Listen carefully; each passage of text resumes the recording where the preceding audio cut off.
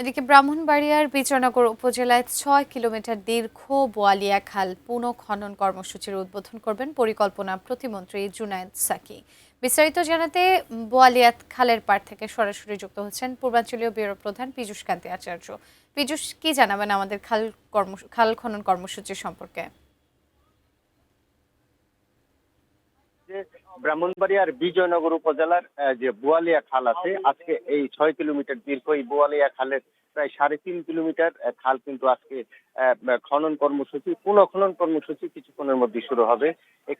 যে পরিকল্পনা প্রতিমন্ত্রী জুনায়েদ সাকি কিছুক্ষণের মধ্যে এখানে এসে উপস্থিত হবেন এবং এখানে একটি যে কৃষক কৃষানীদের সৌজন্যে কিন্তু একটি সমাবেশও আয়োজন করা হয়েছে। এই সমাবেশে সভাপতিত্ব করবেন জেলা প্রশাসক শারমিন আক্তার জাহান এবং এখানে বিশেষ অতিথি হিসেবে উপস্থিত থাকবেন যে এখানকার যে স্থানীয় সংসদ সদস্য ইঞ্জিনিয়ার খালেদ হোসেন মাহবুব শ্যামল।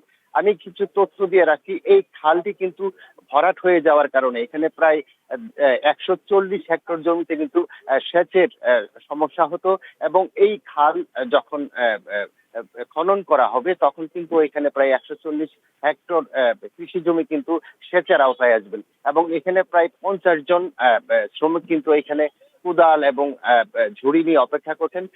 তারা কিন্তু এই খাল খনন পুনঃ যে খনন এই কর্মসূচি শুরু করবেন। আমার সাথে উপস্থিত আছেন বাংলাদেশ কৃষি উন্নয়ন কর্পোরেশনের নির্বাহী প্রকৌশলী রনিশা।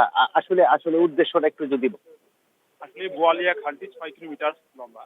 খালটির 4 কিলোমিটার অংশ আমরা আগেই পুনঃখনন করেছিলাম। 2 কিলোমিটার বোয়ালিয়া মূল খাল এবং 1 কিলোমিটার 380, টোটাল 3 কিলো 380 কিলোমিটার খাল আমরা বিএডিসির আওতায় খননের উদ্যোগ নিয়েছি। মাননীয় প্রধানমন্ত্রীর ঐকান্তিক ইচ্ছা সারা দেশব্যাপী খাল নালা পুনঃখনন করবে এবং ভূপৃষ্ঠ পানির সেচ প্রদানের বাড়াতে হবে, সেই লক্ষ্যে আমরা কাজ করে যাচ্ছি। ধন্যবাদ। আসলে তিনি যেমনটি বলেছেন যে এই যে এই খাল খনন যদি হয় এখানে কিন্তু প্রায় 140 হেক্টর জমি কিন্তু এখানে সেচের আওতায় আসবে। তো সুতরাং এই ছিল আমার কাছে ব্রাহ্মণবাড়িয়ার খাল পুনঃখননের সর্বশেষ খবর।